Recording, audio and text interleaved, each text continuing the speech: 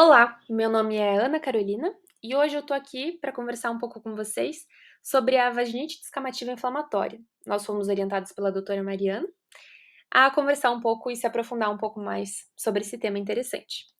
Bom, alguns sinônimos dessa vaginite. Também é conhecida como exudativa, membranosa, erosiva, hemorrágica ou também hidrorreia vaginal. Bem, as principais questões que vocês têm que entender dessa vaginite é que ela é uma condição crônica, ou seja, afeta diretamente a qualidade de vida da mulher, e ela é um diagnóstico de exclusão. Então, ela entra nos diagnósticos diferenciais de todas aquelas vulvovaginites que a gente conhece. Só que assim, ela é uma vaginite subdiagnosticada, porque poucos médicos conhecem, conhecem essa vaginite. Bom, a etiologia ainda não foi totalmente esclarecida, só que na literatura tem algumas hipóteses, e eu quero que vocês raciocinem comigo a partir dessas hipóteses, já para vocês linkarem o tratamento. Então, o que acontece? Ela é uma condição infecciosa, talvez. Por quê? Porque esses autores colocaram que ocorre um aumento de bactérias aeróbicas. E essas bactérias, para combater essas bactérias, o que eles usaram? Eles usaram a clindamicina. Só que daí eles descobriram que, na verdade, o que importa ali da clindamicina é o seu efeito anti-inflamatório. Por que eles descobriram isso? Porque daí eles usaram antibióticos com espectros parecidos com o da clindamicina, que não resolveram nada. Então, na verdade, a questão da clindamicina que a gente vai usar é o seu efeito anti-inflamatório. E talvez as bactérias nem importem nessa condição, fica a dúvida. Bom, o hipoestrogenismo é muito comum também, porque a população que mais tem esse tipo de vaginite são as mulheres na perimenopausa e na menopausa.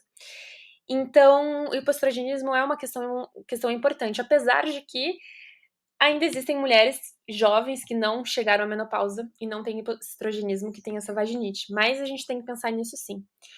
Relacionada à imunidade, por que é importante a gente entender isso? Porque essa doença, ela responde muito bem a anti-inflamatórios, então os autores colocam sim uma questão da imunidade. E da alta expressão das calicreínas é interessante entender, por quê? Porque as calicreínas são polipeptídeos de função proteolítica ali nas células epiteliais da vagina. Então, eles promovem, quando acontece uma alta expressão dessas calicreínas, a descamação dessas células epiteliais. E isso propicia essa vaginite. Então, o que eles fizeram? Eles usaram um corticoide para diminuir essas calicreínas e, consequentemente, isso ajudou na vaginite. Bom, então vocês já entenderam os dois pilares do tratamento, que é a clindamicina e corticoide. Perfeito. O quadro clínico. Então, como eu comentei, né, só relembrando, acomete mais mulheres na perimenopausa e não melhora com tratamentos habituais para vulvovaginites. Mas assim, o que brilha no quadro clínico é o corrimento amarelo purulento abundante. Além disso, a paciente tem queixa de queimação e a dor no entorto vaginal. Então, assim, você olha para isso, você pensa no quê? Eu penso em tricomoníase, é a primeira coisa que me vem na cabeça. Então, veja como é fácil da gente se confundir. Além disso, raste vaginal, petequial ou equimótico em 30 a 70% dos casos, então um achado um pouco mais específico. Dispareunia, disúria, prurido também podem estar presentes. Então, a gente colocou aqui algumas imagens para que vocês entendam como é fácil, né? A gente olha para isso e não pensa, né, no corrimento especificamente da vaginite, é, dessa vaginite que a gente está conversando.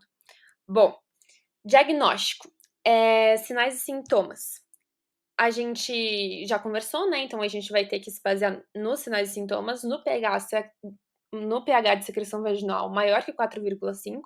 No exame a fresco, a gente pode ver um aumento de leucócitos e células parabasais. E, óbvio, a gente já conversou, né, da exclusão de outras afecções. A doutora Patrícia Trintim, já quero agradecer a ela a disponibilidade, ela nos disponibilizou esse vídeo para observar um pouco mais o que a gente vê no exame a fresco dessa vaginite. Olha que imagens bacanas. Obrigada, doutora Patrícia. Bom, aqui, só reforçando, então a gente vai ter que excluir outras doenças, né? Então, existem manifestações extragenitais? Ou não? Se não existem, então vamos já excluir o líquen plunerosivo. Temos que excluir sempre gonorreia, clamídia, a tricomoníase. E a vaginite atrófica é bem interessante de a gente lembrar, porque lembra muito também os sintomas. Então, a gente pode fazer uma prova terapêutica com estrogênio local e se responder bem, era uma vaginite atrófica, senão a gente pensa na vaginite inflamatória descamativa. Aqui tem um quadrinho com os diagnósticos diferenciais, as características que vocês podem estudar um pouco depois. E aqui tá o tratamento, que na verdade vocês já entenderam o que que é. Então a gente usa o creme vaginal da clindamicina, por causa do seu efeito anti-inflamatório, o creme vaginal de hidrocortisona, né, o corticoide 10% ou supositório 500 gramas. Os 2 têm que ser aplicados ou introduzidos na região vaginal todas as noites por cerca de 2 a 4 semanas.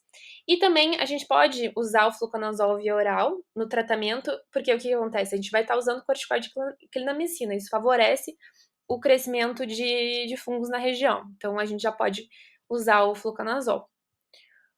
Bom, a resposta do tratamento é favorável para a maior parte dos casos, a recorrência ocorre em torno de 1/3 dos casos, e a gente faz o segmento de 2 a 4 semanas após o início do esquema terapêutico, para avaliar a evolução do quadro clínico.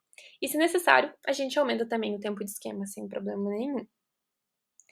Então essas foram as nossas referências, agradeço muito a atenção e espero que vocês tenham aprendido um pouco sobre essa vaginite.